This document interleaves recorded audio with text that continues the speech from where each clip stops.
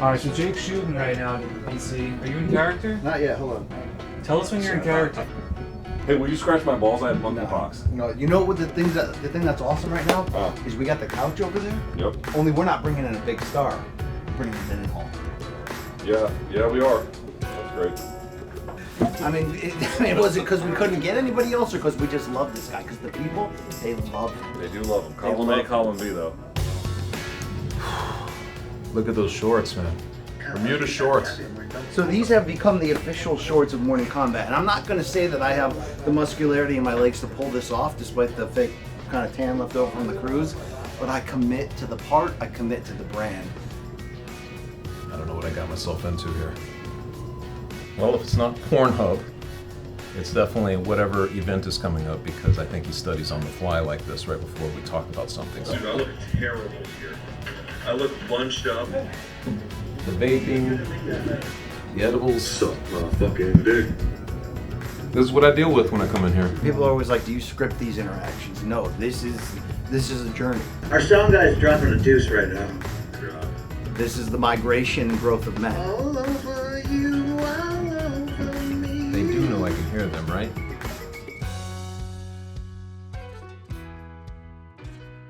Well, normally when we do these, we have people who are good at fighting.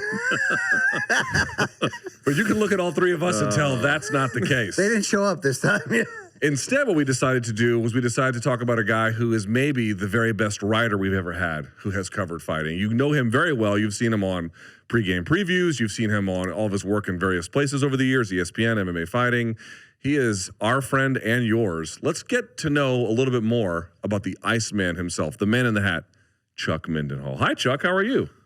Fellas, I got invited to the room. I'll take this. What does This is that feel very like? nice. This because is very Chuck, nice. you fit in seamlessly in terms of this weird MK environment and this The opposite of how I incubator. fit in this chair, You basically. complement our eccentricity so perfect. But this time we said, we want you to be the subject. I had a lot of friends in high school. So, I could hang out with the stoners. I could hang out with the death metal guys. Yeah. I could hang out with the jocks. You know what I mean? So, Did you go to the same high school all 4 years? 3 years. 3 years. Chick sticks, chains, whips. Yeah, the whole No, thing. my school was a sophomore through senior. Where did you grow up? I grew up in Denver, Colorado. So, Horizon High School. Was that where you were born? I was, yep. What year did you graduate high school, if you don't mind me outing? Yeah, you're old as fuck. 2001. Yeah, right, bitch. 1991. Oh, God. Okay, so that's not a good I response. was in I mean, 7th that's grade, fine. but that's a great time. Were you really in 7th culturally. grade? I was in 7th grade, 91. 91 I was in 5th grade. Wow. Because I graduated class of 96 high school. But And you guys are always talking about how washed you are. Come on, man. Yeah, we're pretty washed I up. feel younger than you Yeah. cats. Chuck, tell me about true. prime Chuck. 17-year-old Chuck, 18-year-old Chuck, 1991. I'm sure you might have had hair back then. What does this guy look like? What does he sound like? What is he thinking? What were you Wow, like? what a broad question. In 1991, very much into like industrial, the industrial music that was going on in the day, like Rammstein? Natsareb, no, like Rammstein. 1242, those sort of bands. I was a big 60s guy too. Like I loved all the 60s music at this era, which is kind of strange to You were think the back asshole who was pumping Zeppelin in the 90s? on. More the psychedelic 60s, I would say. Okay. You know what All I right. mean? So and doing some psychedelics to go along with that. That's so very Denver there of you you. go, Growing up man. Colorado Very style. Denver Yeah. of you, yes. So it was all good, but it was a unique thing, and always a fisherman. Grew up out in Colorado. Grandpa was from Leadville, Colorado, which is like at 10,000 feet, and The Leadville all my father's side is basically from the mountains in Colorado. So When did you start writing and realize you had a gift for it? oh man, that's just a tough one. Letters to home from prison that time? It was close. No, I would say that. To be honest, man, I always look back at this and wish I'd done it earlier. I was very good. I wrote for my college paper in Denver, just doing some basic articles and stuff, but never really considered being a writer for years, after that. But I came back to it at some point in the late 90s and took a job at LA Weekly, which is an alternative news weekly out in Los Angeles. And that's like the kind of where it Village took Voice off. of the Village West Voice, Coast? exactly. They were owned the same umbrella. Same umbrella. So I started writing about music mostly, and that's kind of how it started, man. I just started putting words together, and like, you know, I think I read a lot, you know, like as you read, and if you feel like you're getting something from the reading material and you really understand it, the nuance of what you're reading, eventually you're like, I think I can write like this, or I think I can do something. And I grew up a big boxing fan in terms of the writing. Like, I love the writers who used to write Legends. about boxing. Yeah, back in the day. Joyce Carol Oates. I mean, even Joyce Carol Oates, I grew up on all of that, read a lot of that stuff, and I thought when I was, you know, maybe around 2006 or 7, where's that voice in MMA? I didn't know where it was. I didn't know if it would exist. I didn't even know if a voice like that could exist. And that's kind of how it segued into that. But I've always been a big, you know, old Sports Illustrated, the Mark Crams of the world, you know what I mean? Like those types. I've always loved that stuff. So it was just kind of was a natural thing, reading it first, and then eventually you're like, you know, I should try this. I bet I could write as well. But you didn't write like at all in high school? Like, what did you do in high school? Not if it wasn't assigned. Weed. That's what he did, all right? Yeah. No, and I would say that I came up in a family that, like I mentioned, my dad he was a military guy, and I think he was sort of like he was Army and Navy. He did Damn. he did both. He took a bite out of both apples. And he's in the submarines with the Navy. That's no bullshit. Yeah, but he was kind of like one of those guys whose college was sort of an abstract idea. It was more like military or get the hell out type of, you know what I mean? So it wasn't that type of environment when I was growing up. I kind of had to find it on my own. I didn't have like the people in my household who were, you know. You got siblings? I have 2 older siblings. I have an older sister and an older brother. Do they have equally unusual careers?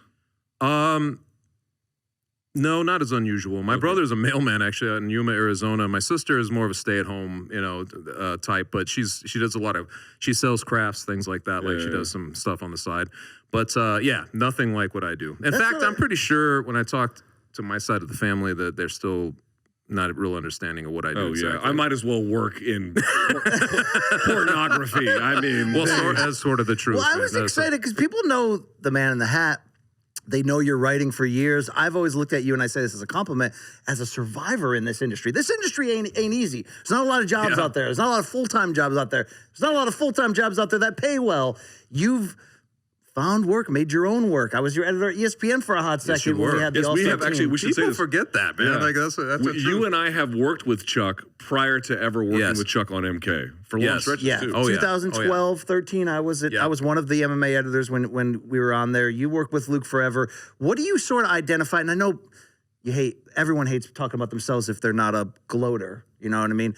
This is unique, I will say What do you that. think your role right now in combat sports media is? Because I look at you as the old wizard with the double merkin and just, you know, the double merkin. Double merkin. Got to cover that monkeypox.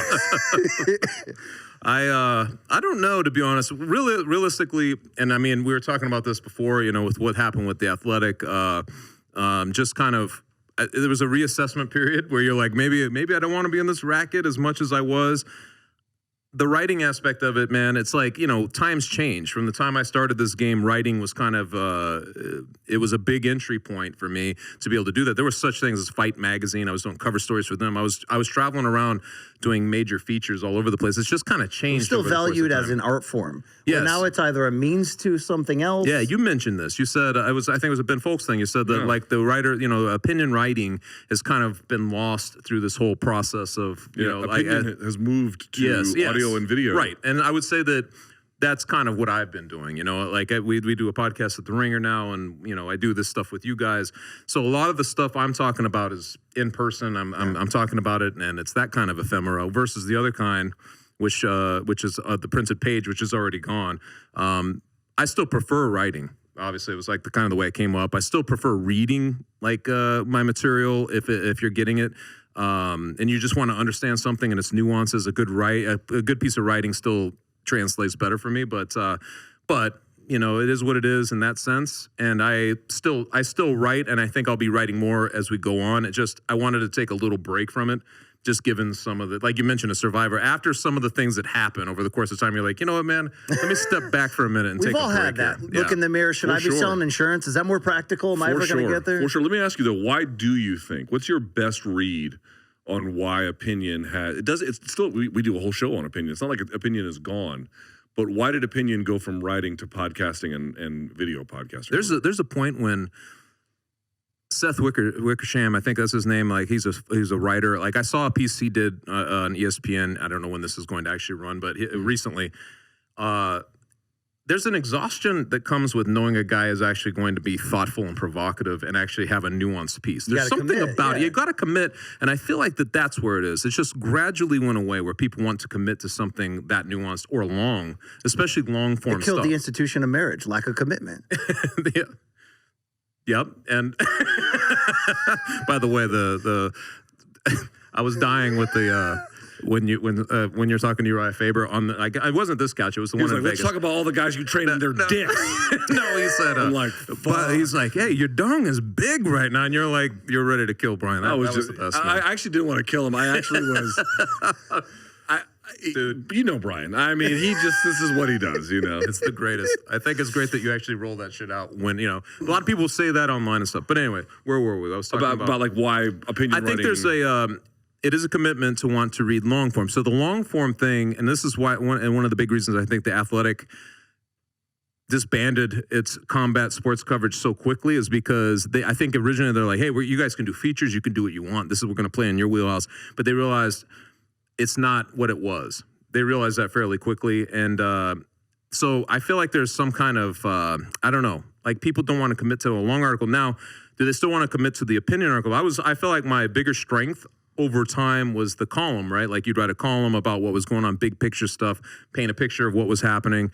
I still feel like that's viable. I feel like that's still out there, but I'm not sure because people still love to just see a piece of news and to discuss it now. There's so many platforms for people themselves to discuss it rather than just in a comment section or whatever it used to be. Mm-hmm. It's just changed. I mean, just the psychology around reading material and stuff like that, it's just changed the way people approach Social media sped up our ADD 100%. 100%. Everybody. And the speed and the attention and what you're willing to give to any individual piece of content. But let me push back a little bit. Why, or maybe it's coming, right? Maybe it's coming, but why don't we see that? For example, I'll click open the Washington Post, which is my hometown newspaper. Sure. But you can click open any sort of, The Ringer, where you have written before.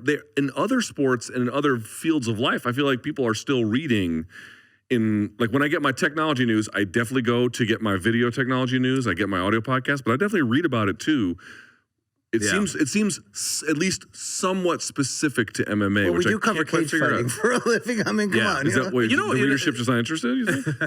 The truth is too. Like I feel like a majority of people, if they click on a piece you've written, maybe you just don't hear from them. To be honest, I think that the people who are more thoughtful actually don't comment on everything. Yeah, who are we actually hearing from? Who is that 1% yes, that is reaching out and commenting on everything? Because every now and again, when you hit one out of the park, or it's for whatever reason it goes like a lot of people read it. You'll hear a ton from people, and you realize there are a lot more people reading it than you generally think, you know? So it can vary. I think that short burst, 800 word, like I always tried to make columns like about 800 words because I felt like that was the attention span. And if you didn't like that, in 800 words, you could scroll quickly to where you wanted to be. Right. You know what I mean? And you tried to like write it so that each little piece each paragraph might stand on its own if it was extracted. You know what I mean? Like there was a lot more thinking going into these types of pieces as time went on because of that. You just want and look, websites are pressured to get clicks. Everybody went the aggregation route. It all kind of streamed together. It's when you still see, and you're one of the authors that still produce these, when you still see a great read once in a while, it almost feels like something nostalgic about it. Like I remember what it used to be like when I got the physical newspaper to my door every day. Oh man! And also, like Chuck is one of the guys, and BC, tell me if you disagree, but I don't think you do. I think he's on this couch for that reason. Chuck is one of the guys. There's a handful of them. You could put Ben Folks on the list and Sean Al-Shadi. Way back, yeah. But there were guys where after the fight, there were columns that I sought out. And I sought out. I was like, what did you, and agree or disagree, that was a really that was just a focal point of consuming fight coverage. Well, I'll say that I really appreciate that because honestly, I did skim it. That was the yes, of course. I wouldn't expect you to read word for word. He's like, first, a lot of it was dummy script anyway. I just checked plugged for in my a bunch name. of I checked for Morning Combat. But I do appreciate that because I think when I set out, you're like, all you're trying to do is communicate, right? All you're trying to do is. I think it was AJ Liebling back in the Sweet Science who was like, on one end you're saying, I'm alive, and on the other end they're saying, I'm alive, and you both are saying, we are alive, and that's the point of writing. I feel like that was the idea. Like you wanted to share in experiences, sum it up for people, put it in big elevated, spaces so people could digest it and have further conversation. That was always what it was about. So if I was able to accomplish anything like that, I'm happy for it, and I'll still do it. I'm not saying I'm done, but I'm like, that was the whole goal. But that's wild for all of us who were relatively around the same age, have been in the business relatively around the same amount of time. My first job in the newspaper business was at a paste-up newspaper. We caught the tail end. We're the last generation to live without internet and cell phone on a daily basis as adults, right? I had to put in movie times when I was an intern at the Marietta Daily Journal. So we're sort of that fertile time to have viewed this whole transition. So what was the first year you covered MMA at a high level? But speaking real quickly about being the last people, I just watched what was it? It was the Meg Ryan and Tom Hanks movie. I saw it on the airplane. Yes, You've Got Mail. Debbie Does Dallas. Yes.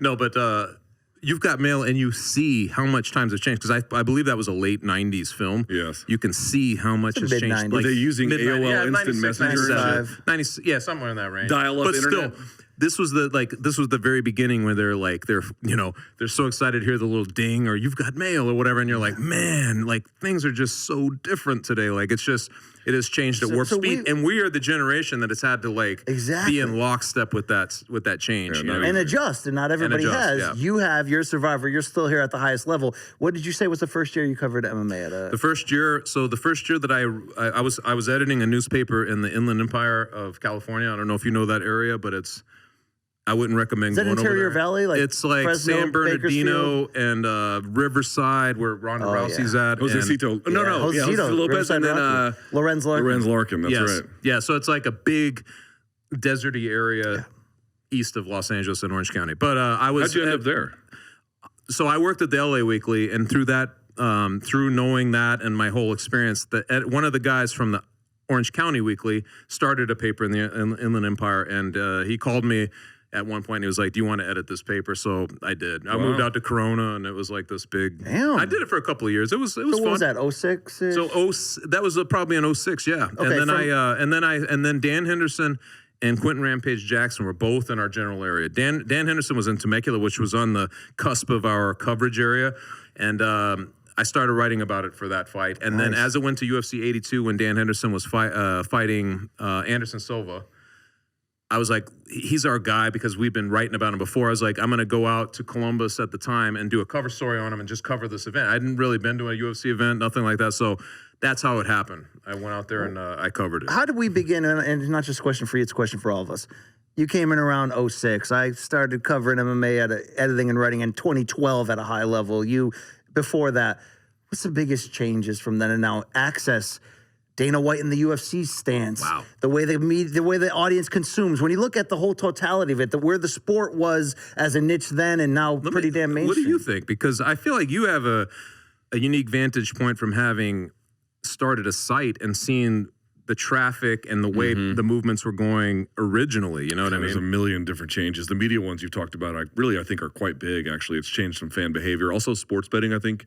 We never talked about it's changing fan behavior 100%. A little bit as well. The biggest change in MMA is everything seems, I don't know how fans feel today. I can just say how it feels relative to how it used to be.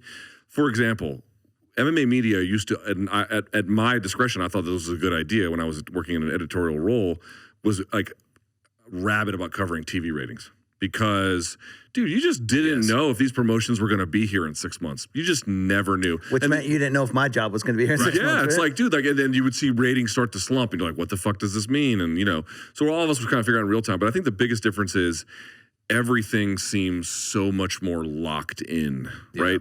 Before, you kind of had to tie down whatever you wanted before the tide came in and took it all. And now, partly the UFC has been so successful that, certainly there's an argument about them being a monopoly, but dude, there's way more locked in media coverage, way more clear developed fan bases, way more people. Dude, when we were starting to cover it, people were like, what's that ultimate fighting cage fighting shit? They didn't even know what the fucking sport was called.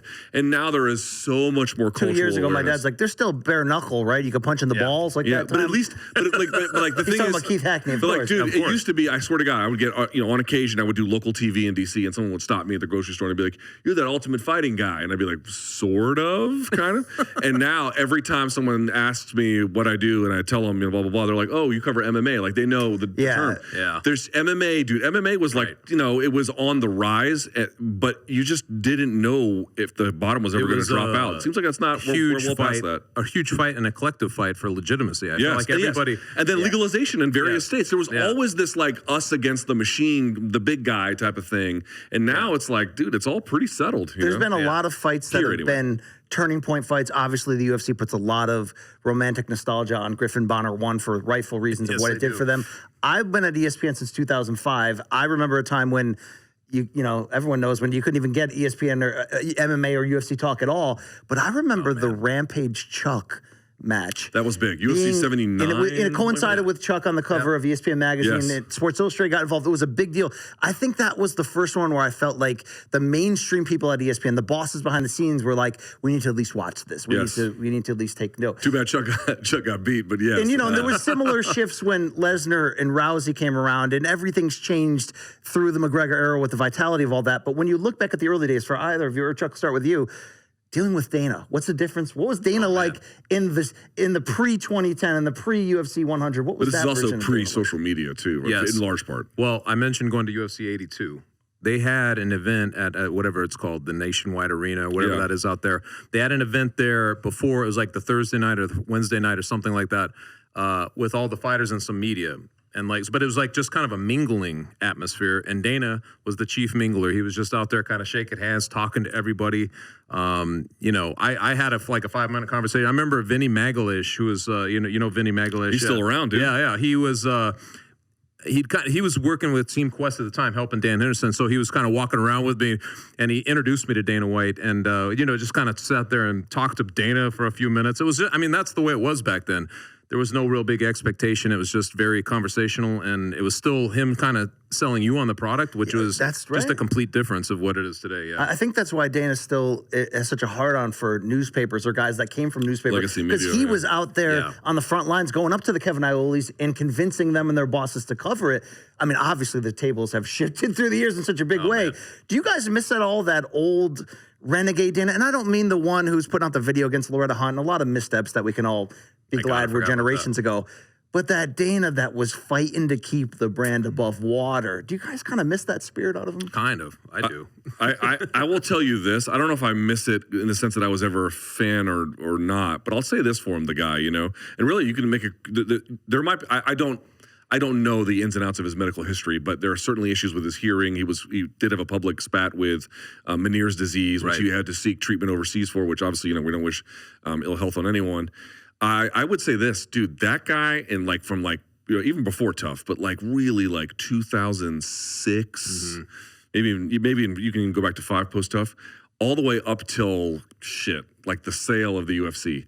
That dude was all gas pedal as a promoter, man. Yes. I don't know if I've seen a promoter work harder than him in my ever. Bob Arum obviously was with people who knows Bob Arum repped Ali and shit. Bob Arum's put it in his. He'd been in the trenches too. But dude, you can say that Dana overstepped, and I certainly think he did. There's been a lot of times I've had disagreements with whatever thing he said, and this, that, and the other. Plenty. But what you cannot say is, dude, that guy was a relentless advocate for MMA in the public, sometimes for better, for worse, but the relentlessness was unimpeachable.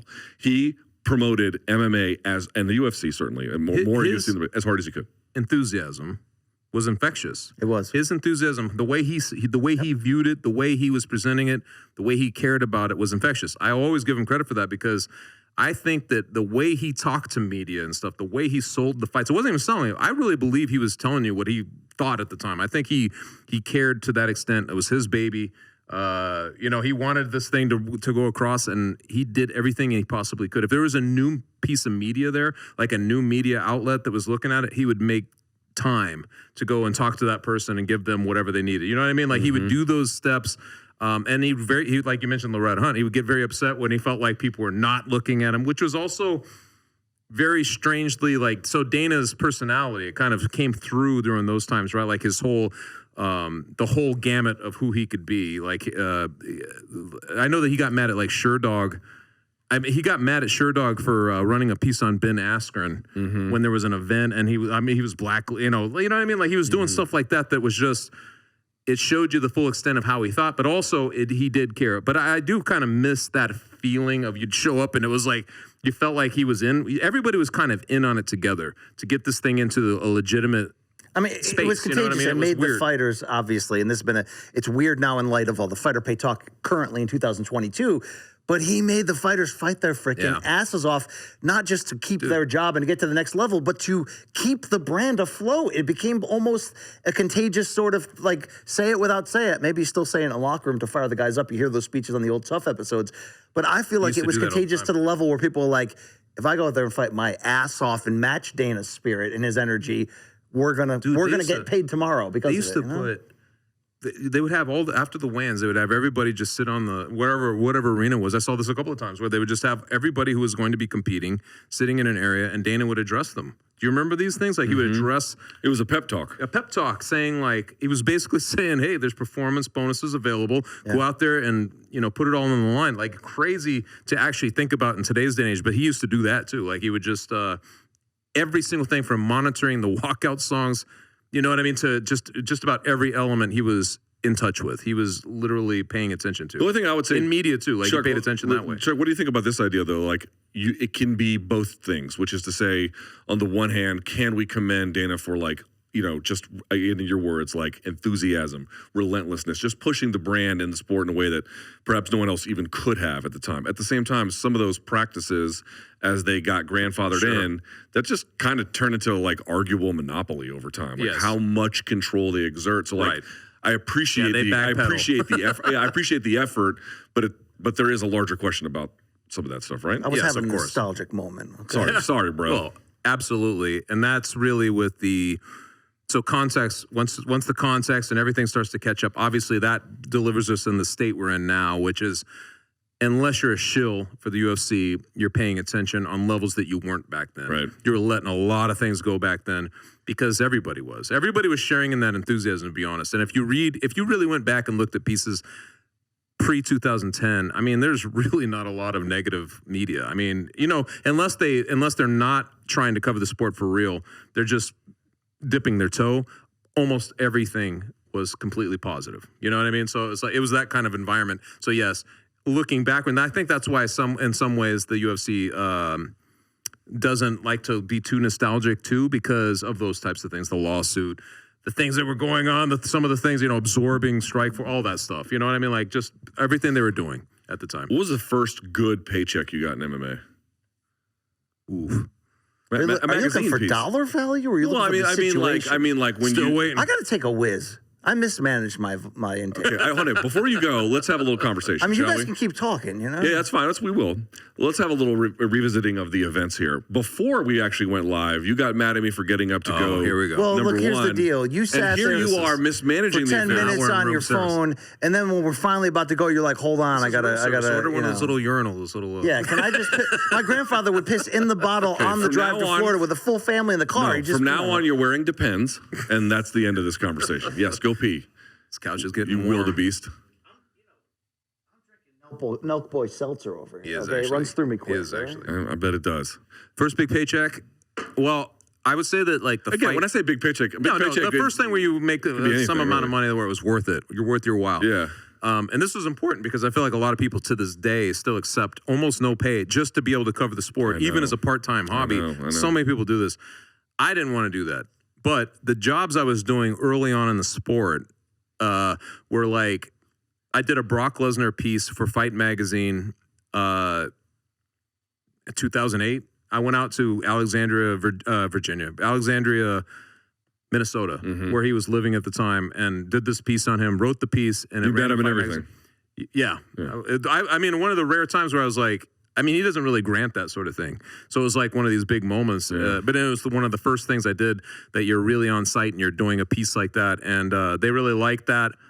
They paid pretty well. Like, considering it was a fight, very specific magazine, a lot of national magazines pay, a couple of dollars per word. They were paying something like $1.50 per word. It was like, very comparative to like the you know what I mean, like the bigger magazines that were out there. I wrote for Blender magazine. I've had bylines of Rolling Stone. It was better than all of that, you know, like so that was probably the first time I was like, you know, maybe there is a dollar in this racket, you know, maybe there is. And so how long did you write at magazines before you ended up, we met, I want to say, did we meet at the GSP Shields fight? Like, did we formally introduce ourselves? Like, you introduced yourself to me, I believe. At UFC, and that was like 2011 and something like UFC that. 129. Mm-hmm. That might be right. You were already, well, I don't know. I didn't go to many shows at that time. Like, well, we probably met on the set of MMA Beat, really, right? No, we met at the fights. Really? You introduced yourself to me one time. We were like a post-fight presser or something like that. Okay. That's, I mean, I don't remember the MMA Beats full thing, but that sounds about right. It was in that time frame. Yeah, I think so. But you know, at that point, I was already working at ESPN.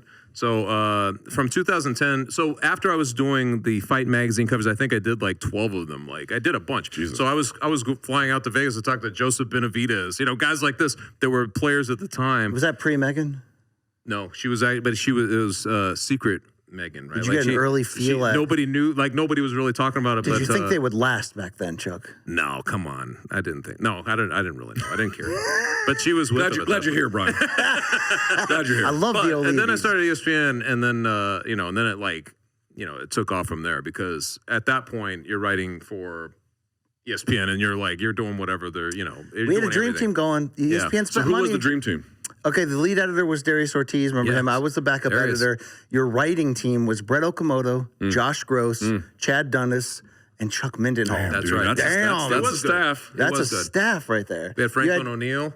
You had Franklin McNeil, still there, who was contributing. You had John Anik on MMA Live with Rashad and with Pat Miletich. And this is an era when they didn't give a fuck about it, man. They didn't.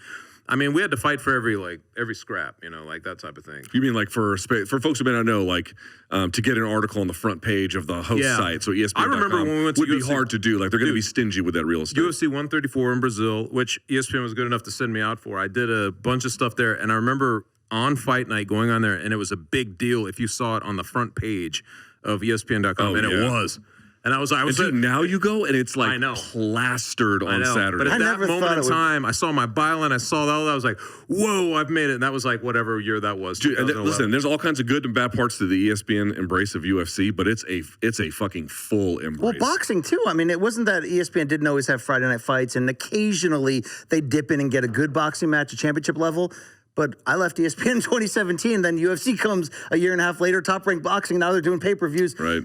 We were there at a time when you're right. They weren't taking notice. They didn't really care. They didn't really trust that there would be traffic there, that the audience would want that. That's not specific to ESPN. That's basically everywhere. That's basically everywhere. Athletic. It just happens to be wherever I'm at the time. So well, that's why you're a survivor, Chuck, ESPN, okay? Athletic. What were some of the things you got to do at ESPN? Similar kinds of pieces? Did you do anything? I mean, honestly, for folks who may not know, there's always some grunt work involved, but like the non-grunt stuff. Do you remember a cat named Josh? No, what was his name? Josh Rosen, maybe? He did a blog every day. Jake Rosen. Jake Rosen did a blog. Jake Rosen was also a not Dana White's favorite guy. Oh no! But he was. Okay, so he should get a lot. He came over from Sherdog. He should get a lot of credit because I felt like he was the one guy who was not afraid to make fun of the product. Not at all. He was a great writer. And he would write a 500-word blog every single day. And he was like every single day. I mean, it was on point.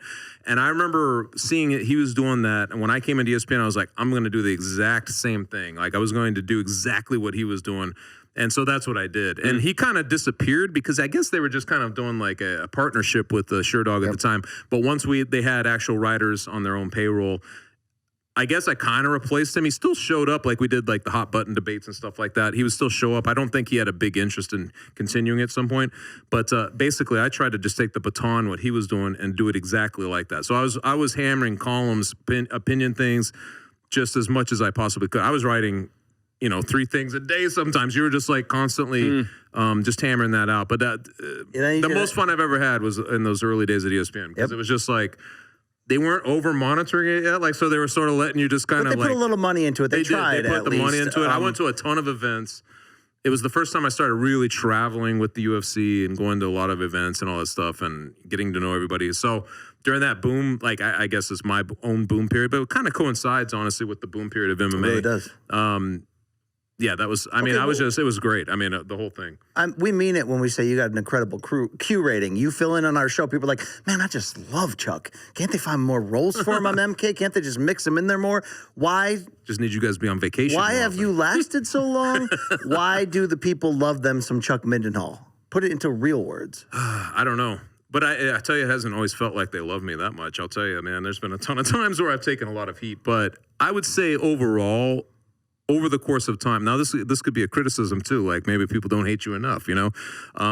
But over the course of time, I don't know, like I think I've somehow connected because of the writing aspect. I think I was the one guy who was, like you mentioned, Ben Folks, there are a couple of other people who were hammering opinion type pieces and stuff, but I was pretty consistent with it for 10 years. Like just doing that, I think they got used to it. You're very thoughtful, I never came at it from a mean-spirited or vindictive place.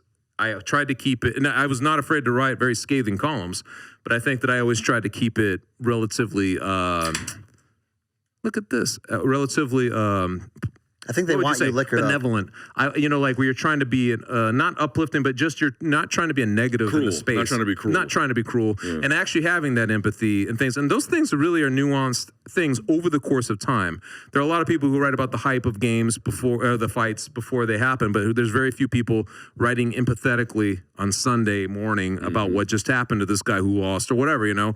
I did that, you know, but I was very conscious of it. Like, they were very, you know, I would put a lot of thought into what's the real thing I should be covering here, not just jumping on some kind of, you know, fiery topic and just hammering somebody or whatever. I didn't really do that. I mean, that's cool. I would like to think that that's that part of it. Did you ever get head like that from a co-host before, though? Okay, that's really what I want to know, okay? No names here, but God, Luke could not be more disinterested in his life and this job and this show. I mean, it's great. I would say more your joke, but hey, can I get more of that Nelk Boys hard dad seltzer? Well, I mean, what do we got going on? Wait, is it really Nelk Boys? Bartender? Yeah. Wait, who was your last one? Their brand? I'm drinking it because I want to get that bag, baby. The one that Dana gave him. If they didn't catch that yet, you know. You're trying to have seltzer to get 250K large? Yep. I want to connect with a younger Here we go. demographic. What we got? All right. Here we come. Hey, could you walk in more awkwardly? Big What are you Luke, coming to can do? you just Drug us? swing that thing in front of here? Thank you. What the hell was that? You got more beer down here on the ground. all right. Chuck, Yes, sir. favorite things you've written? Any stand out? Oh man, this is great. See, I feel like all shows should be about me and like what I. Yeah, it's fun, right? This is great. Hottest chick you would. No, sorry, keep going. Here it goes. Wait, hold on to that one, DC. The best thing, my favorite thing. There's so many columns that I really like, but then there's sometimes you write a column that you think you know, I couldn't have been better, but if you felt like people didn't read it, you know. It would just fall flat. And there's a couple times where you wrote something where you thought it was just okay, and everybody loved it, you know? It's got to be the Strange Brew piece, But right? the Strange, if you're talking about the longer form pieces. That one was a grand slam. That was the one, Didn't probably. you go to Vancouver and try? Tell the people the story. What is Tell this? the story. Well, do you like the full story? Because, I mean, honestly. So season 1, there's a guy named Ultimate Fighter. Okay, so season That's the 1. story I'm talking about. Yes, Yeah, yes, yeah. You found him. So there was one guy. Season 1 being what it is, right? Like, you got to put it in the context. Season 1 was the one that I think most people have paid attention to. If you're following the sport, you've paid attention to Tough, the original Tough, because of the Bonner, Griffin, all that stuff that played out, and it being this big moment for the UFC in the finale, all that stuff. But the one forgotten figure in this weird way, who's not totally forgotten because people remembered his name, was the Strange Brew Jason Thacker, right? Yes. So he was this guy who never belonged on that show. It almost felt like he was being thrown to the wolves. And this is also a time in MMA. Sorry to interrupt you. I'll make a brief. Where yes, He's used to it. He's been on the show. No. You're used to me trampling all of your good ideas with my bullshit. But the long story short, for the people who may not have seen season 1 or understand the context, season 1 of MMA or Tough, yes, there's a last pick every time, right? In every season. But you understand, this was at a time when, like, the guys who were good were really good. There's a lot of fringe players in the sport at the time. People who now would have been weeded out much earlier in the process. So the dude was like, I cannot explain to you how much he was out of his element. He was way out of his element. Even physically, he didn't look like he belonged there. The coaches kind of picked on him in the season. You know, Chris Lieben spritzed in his bed. Oh, you know what I mean? He was just kind of the butt of all jokes. And I think that coming out of it, because we had never heard from him again. I mean, literally, he had no... there was no trace of him that you could find in like social media or anything like that. That I was like, what happened to this guy? So for years, like not for years, I would say for a good year and a half though, I was asking around like, where is he? Has anybody talked to him? Talking to old school guys, Greg Savage, guys who were around back in the day, and be like, hey man, do you know anything about him? Thomas Gerbazy, The Thomas Rios. Thomas Rios. I don't know if I asked him; he wouldn't have been much good in that. But I was asking a lot of these guys. That's another negative voice that was actually Dude, that guy used to be I forgot edgy. all about that guy. If you're Thomas Rios, if you're watching this, I used to read your shit. You were great. You were edgy as What shit. happened to that guy? Anyway, I'll tell you off Just there. somebody just Actually, I kind of remember. Somebody now. just rip one in the back. So apparently what's happening is they're staging a podcast behind us while we record this podcast. Get this. It's a podcast on noisily moving furniture. I love is like water. Keep going. He couldn't be found, and I kept talking about this because I was like, this is probably, I was able to basically make a gut decision, like, I can guarantee you he's out of the spotlight on purpose because he was humiliated by what happened to him on the show. But, you know, you want to do this feature on a guy that is a very marginal figure in the sport, even though you know it's going to be a good story. Right, but it's the white whale. Right, and people had tried to get him before, even for reunion stuff, and they couldn't get him. So I did this whole thing where I had to trace him down and track him down. I tried a million different avenues, and finally, I'm sort of embarrassed that this is, because it shows like the level of journalism I'm dealing with. Come clean with I this. called Nevada. I think it was Nevada, and I called, or was it? No, it was Nevada. I called Nevada, and I just asked them, like, their whatever their Called the state of Nevada? Yeah, or whatever. And I asked them, I forget exactly how I found him, but they gave me a number that I hadn't had yet. And I called this number and he answered. And I was like, what the hell? And then it became this process of convincing him to let me come visit, telling him, hey man, I'm going to tell your story in a truthful way. And that went on for a couple of months. It was like I've never been involved in a piece that required that much kind of legwork just to get it rolling. And then I had to talk to guys to do the full context of the story. Craig Pelesian, is that his name? Like the dude, the original Yeah, I think that's how you producer. pronounce it, yeah. Like and guys like that to get the full story of how they viewed it, how they were kind of seeing it. And then once I went out there, and I wasn't sure if he would, once he agreed to it, which took some convincing, I went out there, found him. He's like an hour out of Vancouver, in this very remote little area and all that. And it was, I was able to get him, and I was so afraid he wouldn't show up. He looked like Roy Nelson, like he had like a big beard, and it turned out to be exactly what I feared. You know, the guy's life had been severely affected by. Yeah, tough. he did not seem to miss MMA at all. Not miss it, but scarred. Like where he said, you know, he's telling you stories about being bullied, all, you know, people wanting to pick fights with him in bars afterwards and stuff. Yeah, just and things were, so he just retreated into his own little wilderness and lived basically with his family on a little compound, and he just had no reason to want to come out. And so that's how Unabomers began. Yeah. They're very similar. I mean, but this is how it all came up. And so I told that story, and I tried to put the balance in it from the other side of why they did it. Dude, you wrote the shit out of it. You wrote the absolute. What did he say about it? About the piece? Mm-hmm. He was grateful for the piece, and somebody had started a GoFundMe for him because he was. I mean, they were not thriving where they were, you know, and it raised, I don't know, 5 figures. It was like in the 5 figures, and he sent me a note one time he sent me a note on email that it was just basically like, thank you very much, I appreciate what you've done and all this. And I asked him, would you just send post some kind of video to say that you know what you think, because I knew this would be the last time we'd hear from him. He did that. He posted a video that we, like, you know, everybody posted around saying thank you, and in his little barn where he has a heavy bag and all this stuff, and then that was it. I don't think anybody's heard from him again since, man. Just the weirdest thing ever, You should take man. that spirit and start tracking down missing people, all right? I thought about others. Wayne Weems. Whatever happened to Wayne Weems? I mean, no, but I mean, there probably are. Name, Jesus. You could. I'm sure you could go down. But see, this one was unique because it was tough one, right? It was tough one. It's the white whale story. It's the white whale story. So I was like, I needed to do that. Dude, how many stories is like, you know, it's, I got an exclusive interview with so and so. Yeah, for this media cycle.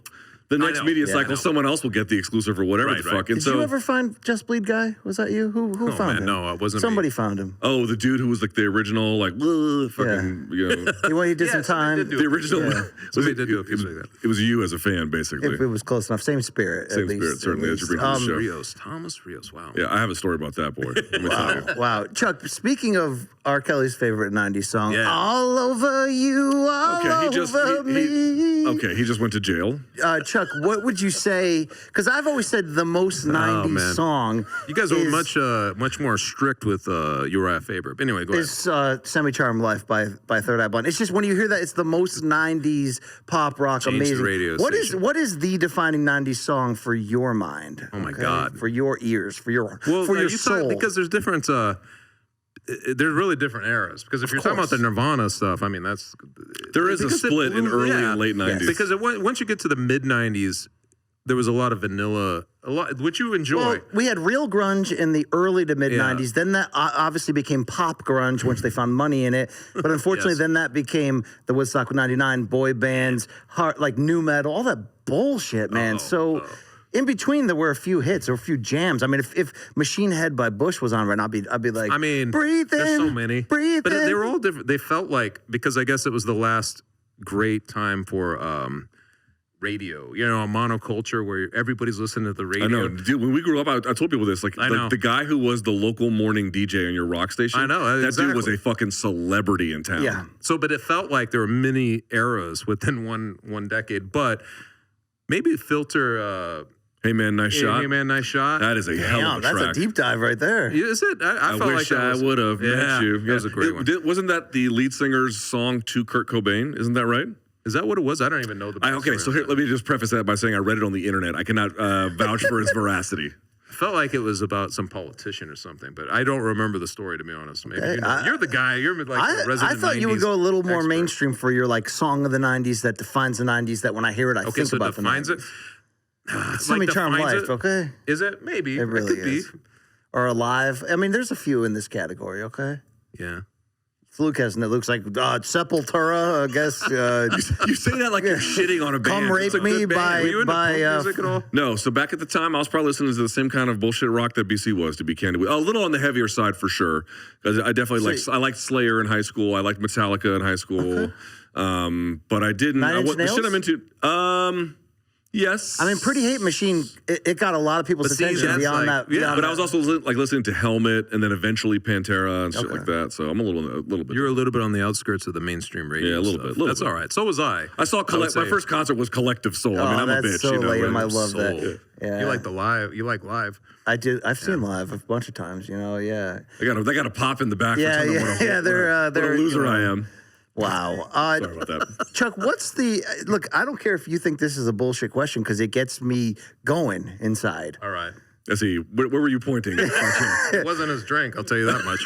What's the best fight you've ever seen in person? For me, we already know. It's out of Sonny Gastelum. We already fucking know the answer. Chuck, what's your answer? You had to be in the arena. Well, there's a couple of them. I was at the Pat Barry. In Pittsburgh. Yes, I was at that fight. Damn. And, why the hell were you in Pittsburgh? Damn. Because ESPN, I used to do all this stuff. Wait, was that the Nate Marquardt show? Yeah, was it like Charlie Brenneman had to step up or something like that? Wasn't it? Yeah, it was the TRT era, and I think shit went crazy. Yeah, Marquardt was. It was Rick Story, maybe. I don't remember. What I remember the most is that fight. And Chris Birdman Anderson was partying with us with the Jaeger shots and all this stuff. Wow. Right? You know, Chris Birdman Anderson. He was at the fights. And he saw. What the fuck are they? They're laughing at our content. We're popping the back. The peanut gallery back there. How many Delta 8s are they on? I'm on an elevator in Pittsburgh. First of all, the Pittsburgh one really stands out because there was a furry. The president of the United States has stayed in our hotel. Jesus, dude, this story is so listen, MMA. He stayed. Listen, the president of the United States, furries and MMA Pittsburgh. Yes. Oh my God! I actually wrote about this. I'd have to find the piece, but the president of the United States had just left, and then there was a furry convention right on the heels of that. So there was what's a Fury convention? It's like these people who dress up like it's people who cosplay as like teddy bears and they fuck each other that way and shit. Like, God, that's so weird. That's so weird. So there's one of these, and then the UFC. I mean, Jose, by the way, that's the least scientific, credible answer, but that's all you really need to know about it. It's like The Shining at the end with a teddy bear, like whatever. Like, but anyways, and then the UFC was there on top of this. So it was like that's their fighter hotel and all this, and then. So all this is going on. You're seeing all this crazy things within the hotel itself. And then I'm on the elevator. I'm wearing a Colorado Rockies hat. And there's this tall dude. And he's like, are you from Colorado? And I'm like, originally, he's like, and he just kind of looks at me. And I'm like, I'm sitting there. He's like 6'10", That's his way of saying, do you have drugs? I was looking at him. And then I'm like, no way. And he's like, He just shook his head like he expected me to like figure out who he was. And then we got off the elevator. It was Chris Birdman Anderson, and we go to the bar. That's how we started this. He's buying, us Jaeger bombs and all this stuff. It was great. We were hanging out with him all night at that. He sounds like a great dude. He was an awesome guy, man. Dude, you always have a way, and maybe that's just your personality, of hanging out with cool people. Like you bro out with Glover Teixeira at the local bar. Cool. This is true. Cool people love hanging out with Chuck Minden. So that is true. Our guy for Corey Graves from WWE was lived in your neighborhood. That's right. He's your boy too, right? Yeah, but these cats lived. I mean, in my town. They're right there in my town, so it's easy. But I did hit it off with Corey Gray. Maybe Chuck's got really good weed. This is possible. He's from Colorado. We haven't talked about it at all. We talked about ESPN. We should talk a little bit about. We worked together briefly. Yeah. For like now, a few years, right? Yes. Yeah, actually, Chuck's the reason why you and I are married right now. That might be true. That actually might be true. You were the matchmaker, Chuck. Yeah. I guess that's true. That actually, I think there's something to that. Actually, that is true. Dude, we were looking for MMA Beat. Remember, we were looking for MMA Beat people on the East Coast, and I said, "Have you checked in with Brian Campbell?" And that's what was Luke's reaction? What was it? He's like, "Brian, what?" He didn't know what that was. No, I knew who you were. I didn't know you by name. Because we had met previously. Yeah. Oh, really? You didn't know the? I forgot about that. Dude, I'm not. You know me with names. I mean, it took me a while to get to your name. Let's be fair. Oh, wow. Okay. But no. So I've authored. But then BC came on. Of course, the rest is history. But dude, we had some good. Listen, we all have our differences, but we had some good times there. Oh yeah, man. Chuck, tell me about what it was like to be on the real A team. The real A team. The original MMA Beat A team. So you, me, Ariel, and then the old Wags. I mean, it's kind of like you're the Beatles of MMA, and I'm joking. I mean, shut your mouth. Okay, but like that was a pretty good time to be alive in the MMA media. Yeah, it was all right.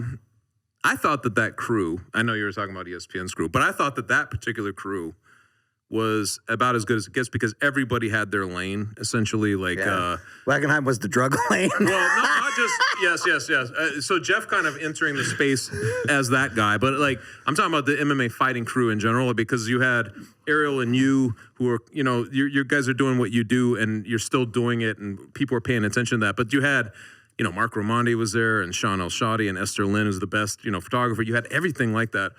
So it was kind of like an extension of that, right? Like to do the MMA Beat. I felt Brian Tucker, shout out. So yeah, everybody was pretty good. But the MMA Beat was like kind of like I felt like it was it hit all the spots because we were all very different. You know what I mean? I felt like it was cool to be on that. It was fun. It was the original idea was kind of to be like the sports reporters or something like that. And I mean, people still ask me about that all the time. I'm sure you get it too. Like people ask, when are you guys going to bring back the MMA Beat? So it's one of those things. But it was fun. Well, the original idea was it for to be classy under the Ariel flag, but by episode 200, when they dropped a little BC on that, the landscape was different, the flavor was different. But like from Brian Tucker, was he trying to tone you down? There was a time I went too far. I may have gone too far for Vox. I could see that 100%. Sorry, Vox. I may have gone too far. In fairness, it was probably deserved. But like the truth of that show is that was Ariel's brainchild, and more to the point, like we talk about what's different. Chia Pettis. I never got that straight. I was on episode 1. I kind of thought Ariel more. I mean, I don't know for certain. I think he was the one who wanted to be like the sports. Is he like reporter. the best? This is my point. Ariel obviously has always been a big fan of regular sports media. Like he could cover. He's a fan of other sports, and so he understands what that sort of looks like. And at the time, major sports entities, they kind of had MMA reporters and stuff, but they weren't doing that kind of show. Right. And so it was almost like, we talk about what's different. At the time, it was a little bit of a, you're lucky to do a project like that, but it's also one of necessity, right? Yeah. Yes. There was a space for it. I think that people really dug it. To this day, there are people like Lorenzo Fertitta is one of the people who's talked to me about the MMA Beat. The guy would watch it during his walk, like when he was working out, things like that. Nate Diaz, who I saw in Vegas last month, same thing. He knew a lot of the shows about MMA Beat. He was naming episodes. He had it on his phone. He was finding episodes on his phone. No, that's seriously. You hope that when you're at that level and you make a show like that, but to actually see it permeate where people in the business are like, I got to hear what these guys are saying. That was what was fun. Is like I felt like our audience was like that. Like everybody was paying attention to it. You know what I mean? So that was cool. Yeah. Yeah, I had a lot of fun too. BZ, when did you come on? What episode? Episode 200. Was it really Flat 200? Flat 200. Remember I made the Brock Lesnar joke off the start and people thought I was some chirping idiot. No, about, how he came to raise the rent on UFC 200. He came back for it, so I did the same. That is hilarious, and maybe man. you're like, right off the start, you're like, you're not that important, BC. I'm sorry. It's few. So let's talk about some lessons you've learned in the game. What have you learned about MMA and the way that which you've seen it over the course of its life? Stay the hell out. Just kidding. What have I learned about it? What do you understand about MMA now that, like, I don't know, that maybe you didn't when you first got into it? Well, I think just like I don't know how you guys got in, but I romanticized it so much. You realize that as time goes on, like how much you were looking at it, like this guy's gonna fight him, and like you saw what you wanted to see within the sport, and you kind of went with that through your. We talked about this, I think, on a Morning Kombat recently. Through your 5 years of enthusiastic, diehard moments, you know what I mean? Like I did that. I went through that period of. Just the idea of matchmaking this guy against this guy was like, oh my God, can you imagine? I'm not out of that period. I'm not out of it either entirely. I think it's good to stay in there. Like we do this a lot. There's still plenty of matchups where I'm like, oh man, that's really good. But I'm not like I was at that point, you know? But I would say like, it's just like anything. It's like with boxing, or, back in the day and all that stuff, like you just learn once you start to see how the sausage is made, obviously with some enthusiasm. Yeah, you do. You certainly do. Well, this conversation took a dark turn. Speaking of, are you going to get any Christmas cards out to Joe Silva this year, or no? Joe Silva? You got a great Joe Silva story. Which one? Oh God, yeah. You talking about the Foxwood thing? Yeah, that guy cussed you motherfucking out. He did. Okay. He did. I've told you this before, though. Oh yeah. I mean, in a nutshell, I wrote a piece. I think it was UFC 177 where Joe Soto was fighting in the main event of a pay-per-view against TJ. And I said, I made some remark because it's Joe Soto. I was like, it doesn't matter how the fight plays out because everything plays out in prospect. It doesn't matter what happens. I said, was it TJ? TJ Dillashaw could show up and shoot red beams out of his eyes and disintegrate Joe Soto, and people would be like, well, it's Joe freaking Soto. Who cares? Like blah, blah, blah. I made this column. That was just kind of a humor thing. And there's a lot of levity in those columns back then. And they took umbrage to this and called me backstage. Instead of doing a press conference, Dana called me backstage and they dressed me down for about half an hour at Foxwood. So just basically. The two of them. What was the nature of their complaint that you were too? Just that I was, first of all, like just kind of not speaking out of turn, essentially, not like seeing the big picture sort of thing, focusing in, not, you know what I mean? Like just kind of like that sort of thing. And then, shitting on my plate type thing. Well, you guys make your money at this. Why would you want to shit on this? Did they that burn sort your of thing. credential in front of you? And then, No. And There was none of that. There were none of that. To be honest, it started very severe. And it was mostly Joe Silva who was actually like really doing the pacing and, veins popping in his head. Dana was kind of the cooler presence of the two, which was pretty funny. But honestly, it kind of ended, in a nice way. It wasn't like they were really pissed at me. I'm not here to say anything about Joe Silva. He's a Hall of Famer for a reason, and he should be considered that. But when he retired, I love that the first eulogy from everybody was, that guy's a motherfucker, man. Which means in the end, he had to be. Like how we talk about Dana historically. He had to be. They had to be to win to that success, Dana included. He had to be. But dude, he dominated that job and knew exactly what he was doing. And he wasn't afraid. Like, you think about that job, and people are like, oh, they glamorize the matchmaking aspect, but you're also the guy that cuts everybody. Yeah. You're the guy who's, talking. You're the guy who has to tell your star that he's not worth the money he thinks he deserves. It was like 75-25 in terms of what you wouldn't want to be dealing with towards, and then the matchmaking being the fun part of that job, Yeah, no doubt about it. Did you ever get an angry phone call, or did you ever get any issue? Outside of that 4-minute hit job video post Tai Chi Palace, I started. Wait, what? I didn't even get an IMDb Do you remember entry when for Dana that. made the defiant video about how all the media was overhyping COVID or Doubting him during COVID. And doubting their capacity? But they pulled all the comments from the Tai Chi Palace. That's right, which they have since conspicuously deleted. Outside of that, I have stayed out of. Look, dude, Dana used to come to ESPN once a year before the ESPN, to long before 2012, 13, sit down with us on the staff for like an hour and shoot the shit. We loved Dana back then. You know, except he wouldn't talk to Josh Gross. So that was no, he wouldn't. No, he wouldn't. Unfortunately, yeah. And so there's just the one gloomy lesson. Do you have any what do you say to young people who like want to get involved in media who potentially want to write or anything else? Any sort of like? I feel like all of my negative experience hasn't really been from the coverage itself. It's from the outlets themselves. Like, it's more from the places I'm working. Oh, shit. Chuck out here just... But honestly, man, I mean, I Chino really XL, fuck you. So, Okay.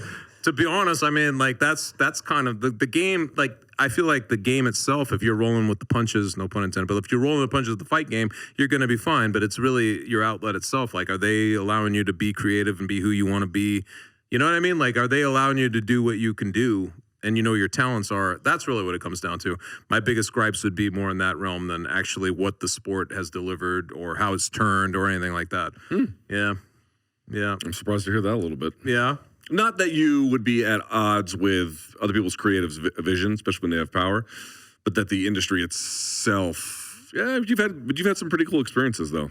Cool experiences, and you know, I mean, if I'd had it my way, I would have been at ESPN. I would just stayed at ESPN the whole time. Like you would have just started there, and that's where you'd still be. But that's not how the industry works. And then, you know, the way that they kind of shut that down before they brought it back was, you know, that was a hard thing. You know, there was things that boxed me. You know what I mean? We've talked about a lot of Shit's this. happened, okay? Yes, yeah. Shit's Creek got full. That's how we go go full circle. But I want to. You mentioned I'm a survivor. And I want to go full. And I want to go full circle. How popular you are in the sport does kind of matter, but what really matters is how long you can stick around. That's the hardest thing to do. That is true. So, Chuck, I want to indulge your fan one more time before Luke pulls the plug on this. I asked your favorite fight. I want to ask you, what fight were you the most hyped ever for leading up to it? I'm going to quickly give you my answer to frame it. The second Silva Sonnen, because of how the first one went. 100. For whatever reason, I mean, I was at a 100 out of 100, fully erect, ready to watch this fight, and then it sucked. Lesnar Carwin. The dong is big. Lesnar Carwin was like Andre the Giant versus Hulk Hogan. I was so in on every level. What was the one fight where you're like, this is my job, but the fan in me can't stand up at the moment, okay? Looks like I hate this shit. Well, actually, that one would you really that filibuster about your penis complex is really quite something. Go ahead. I mean, there are a bunch, but I would say that actually UFC 117 because of the way Chael. So the first fight with Chael and Silva, because of the way he presented it, Chael Sonnen, the way he'd sold that fight, he was poking the bear. Nobody has ever gone against Anderson Silva with it. And I knew he was going to unapologetically wrestle. He was going to do the thing that he does well, and I was like very intrigued as to how that would play out, and it played out epically. I would say that one I was way into, and including the rematch. So I'd put that like as 1A and 1B, like in that category. I mean, you know, the McGregor Habib one, only in the sense of like, if it's not in your top three, you weren't alive during it. And then the Cormier Jones one, because you're talking about at that time, big. Man, it was so big. It just felt like you couldn't have guys with. They were the two best at the time that you could actually pair, and they did that. I think you got to put McGregor Aldo in that. McGregor, Diaz 2 in that. The build up to that. Luke, anything else? I mean, people want to hear you actually enjoy your job. Is there any other fights? I love my job. It's like Shlemenko. You remember? I'm trying to think of my the biggest ones we've been like a sort of a. Were you as a fan? You're like, I just fucking need to see this fight. I just need to see what it looks I will tell you, I really loved the build to UFC 100. I really loved the build to 100. What was the one fight you were most jammed on, though? Brock Lesnar. I had slowly been turned over time because I've told the story a million times, but like that was the first time when I saw his traffic delivering on the site. I was like, ooh, you can do this for a living. All you care about is traffic. That's always the debate between us. I want it to resonate. This guy's just like leaving all the lights on and like doesn't know who pays the power bill. Fuck this. Turn the blender on. I just want to hear some white noise. Luke, I want our viewers to feel something and be like, no one else feels like that. No one else bangs me like these two guys do. God damn it, we just had a gangbang. UFC 100 was awesome though. Good transition. Good transition. Dana never did jump off the Mandalay Bay, by the way. He never did. All right, let's end on this. This is something you mentioned at the beginning when we talked about the changing role of the writer and the opinion writer, specifically in MMA. You mentioned it comes from reading. Why don't you give people some reading recommendations?